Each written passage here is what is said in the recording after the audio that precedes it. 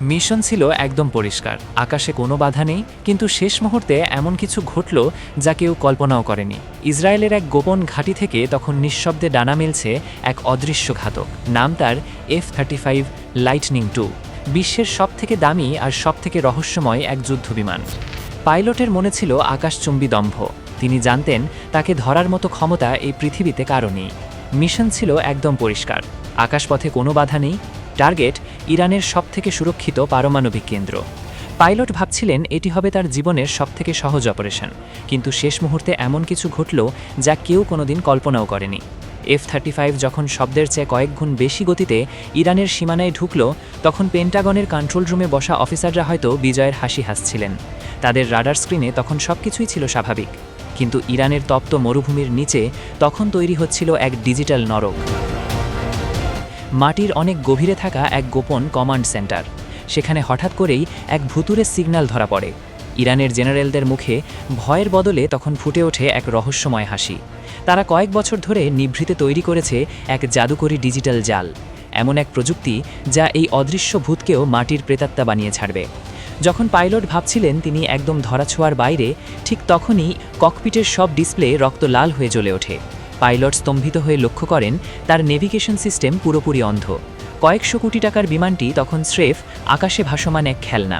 ঠিক সেই রুদ্ধশ্বাস মুহূর্তে মরুভূমির বুক চিরে ধেয়ে আসে এক আগুনের লেলিহান শিখা, ইরানের তৈরি ভাভার 373 মিসাইল।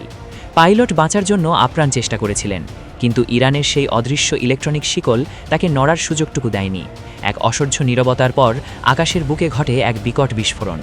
যে অদৃশ্য শিকারীকে কেউ স্পর্শ করতে পারত না, সেটি মুহূর্তেই আগুনের গোল্লা হয়ে আছড়ে পড়ে ইরানের তপ্ত বালিতে। এই একটি ঘটনা আজ পুরো সামরিক বিজ্ঞানকে উপহাসে পরিণত করেছে। কোটি কোটি টাকার প্রযুক্তির ওপর মানুষের অগাধ বিশ্বাস এক ধাক্কায় মাটিতে নেমে এসেছে। প্রযুক্তির ওপর মাত্রাতিরিক্ত অহংকার সবসময় বড় বিপর্যয় ডেকে আনে। মেঘের আড়াল থেকে যখন মিসাইলগুলো আসছিল, তখন সময়ের চাকা যেন থমকে দাঁড়িয়েছিল। এই ধ্বংসাবশেষের আসল খবর কি কোনোদিন দুনিয়ার সামনে আসবে, নাকি F-35 এই ব্যর্থতা চিরতরে কোনো অন্ধকার ল্যাবে গোপন রাখা হবে? অনেকেই ভাবছেন ইরানের কাছে হয়তো ভিন গ্রহের কোনো প্রযুক্তি চলে এসেছে। কেউ বলছেন এটি রাশিয়ার অতি গোপন কোনো জ্যামিং সিস্টেমের কারিশমা। কারণ যাই হোক, আধুনিক আকাশযুদ্ধের সব ব্যাকরণ ওলটপালট হয়ে গেছে। এখন আর কেবল দামি বিমান থাকলেই জয় নিশ্চিত নয়। মাটির নিচ থেকে যারা অদৃশ্য তরঙ্গ দিয়ে আকাশ শাসন করছে, তারাই হয়ে উঠছে আগামীর আসল হিরো। এই রুদ্ধশ্বাস পরাজয় কি কোনো সূক্ষ্ম টেকনিক্যাল ষড়যন্ত্র, নাকি ইরানের সামরিক মেধা এখন বিশ্ব শাসনের পর্যায়ে চলে গেছে? বিতর্ক এখন চায়ের টেবিল থেকে পলিটিক্যাল ডেস্ক পর্যন্ত ছড়িয়ে পড়েছে। একটি বিষয় এখন দিবালোকের মতো পরিষ্কার, আকাশের ওই অদৃশ্য সিংহাসন এখন আর কারো একার দখলে নেই। এই রহস্যময় যুদ্ধের প্রতিটি ভাঁজে লুকিয়ে আছে রোমহর্ষক সব তথ্য। প্রযুক্তির লড়াই আসলে এক অন্তহীন সমুদ্র, যার গভীরতা মাপা সাধারণ মানুষের পক্ষে অসম্ভব। তবে আমরা জানি সেই গভীর থেকে উঠে আসা সত্যগুলো কতটা ভয়ঙ্কর। আধুনিক রণক্ষেত্রে নৈতিকতার চেয়ে বড় হয়ে ওঠে টিকে থাকার লড়াই। ইসরায়েলের গর্ব এই F-35 প্রতিটি টুকরো এখন ইরানের গবেষণাগারে। তারা চেষ্টা করছে এই অদৃশ্য শক্তিকে চিরতরে অন্ধ করে দিতে। পেন্টাগনের গোয়েন্দারা এখন হন্যে হয়ে খুঁজছেন সেই হারানো ব্ল্যাক বক্স। মধ্যপ্রাচ্যের সেই ধূলিকণা মাখা বালি থেকে এখন পোড়া গন্ধ আসছে। এটি আসলে আগামীর এক নতুন যুদ্ধের সিগন্যাল।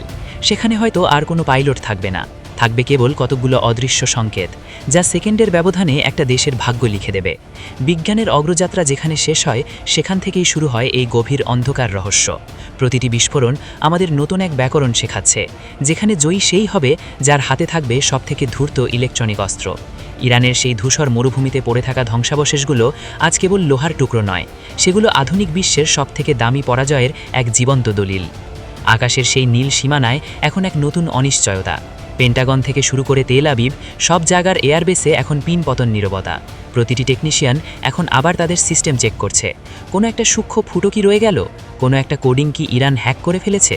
এই প্রশ্নের উত্তর হয়তো কোনোদিনই অফিসিয়ালি পাওয়া যাবে না, কিন্তু যুদ্ধের ময়দানে সত্য লুকানো খুব কঠিন, বিশেষ করে যখন আকাশের সবথেকে আধুনিক শিকারিটি মাটিতে ধুলো মাখা অবস্থায় পড়ে থাকে।